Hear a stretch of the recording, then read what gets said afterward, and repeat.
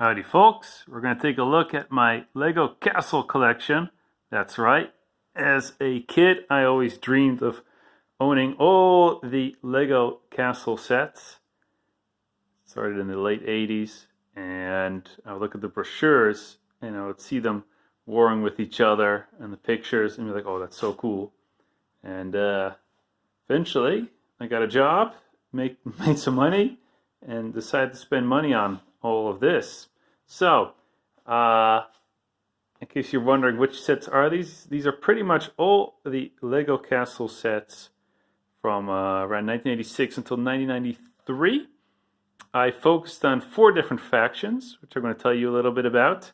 It all started with the Crusaders here. This castle here, King's Castle, and they also have this fortress here. And they, I would say, would be the enemies of the Black Falcons, which had this castle here, so from left to right, which you can open up and you can add a whole bunch of other sets. I think this is so cool. You can add a bunch of other sets like the inn here, and this piece of wall, this wall being attacked by a cart. But also, if you look here, you have a blacksmith and a shop. So if you collected all these, you can make one big castle altogether. Of course, you would also need my favorite castle, their fortress here. So these are the Black Falcons, and it was kind of obvious that they were at war with each other. But later, you got the Forest Folk. Let's see, this was their first set. They're like Robin Hood. And obviously they steal from the rich and give to the poor. And what I noticed was, as a kid, was that they always were fighting with the Crusaders, the Red Knights, but never with the Blue Knights. You also see that in the products. For example, in this one, we see some Crusaders here. They have captured one of the forest men. Well, he's escaping, of course, because he's sneaky like that. But also, like in this set, if you look in their dungeon, you'll see that they have captured one of the Crusaders. So I noticed that the Forest Folk, they had something against the Crusaders, but not necessarily against the Black Falcons. So I started thinking, okay, apparently these two are connected and these are at war. So I started seeing some kind of like political rivalry. And later on, I think in 1990, you got another 4th set, which is the last set I decided to collect. These are the Black Dragons. And they first had this castle. Now I opened it up.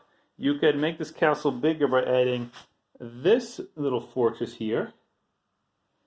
And in this set, you see them fight with the Black Falcons. They have this catapult here. I put it here on their base because I didn't want to get too crowded there. But they also fight with each other on this boat. This is probably the best boat. As you can see, Black Falcons invading the Black Dragon boat.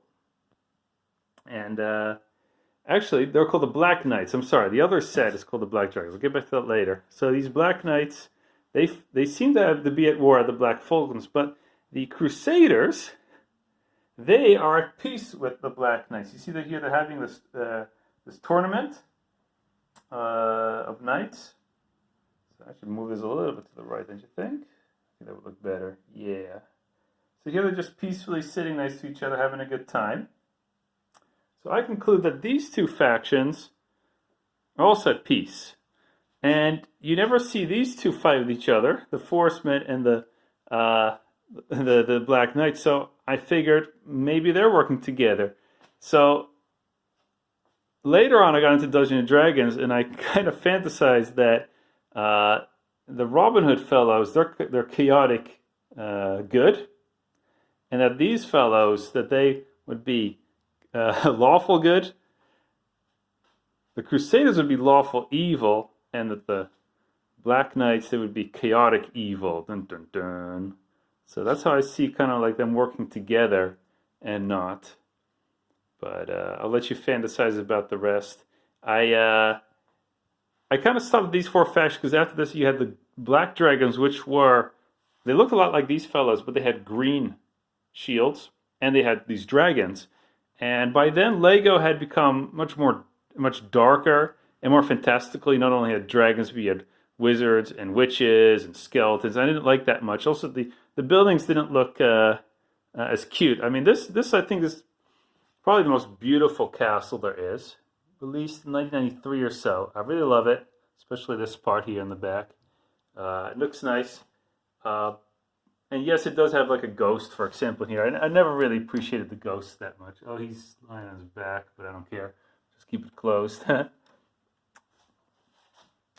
after that, the architecture got kind of skinny and I would say a bit scary. And I never liked that. I preferred the 1980s look. Just more peaceful, a more homely kind of way of reliving the Middle Ages. So I stopped there. They also have the bandits, these wolf bandits. I didn't like them that much either. So, and the forest folk, they actually did make a return like in 1994 or something, but that set, I just simply don't like the way it looks. So I didn't collect that. And I think this would be more complete collection if I actually had the loose minifigures. Well, actually I did have them, but a friend of mine, his kids came along and he took a couple of them, so I lost a couple of minifigures that way. So I used to have all the sets between those, between 2 different years, but can't say that I have them anymore. I'm not going to get them anymore because they are ridiculously expensive, the minifigures. So hopefully you enjoyed looking at all these sets. They're almost complete. A very keen eye might notice, I think in total like 5 little alterations I made. For example, I'll give one away. I made a couple extra female knights. I think here's another one. Oh, where'd she go here? Because, well, I had a couple of female faces lying around. I thought that would make it more interesting. So, hope you enjoyed this video of my Lego collection, and maybe I'll make a collection of my modelers and other castle Lego. See you then.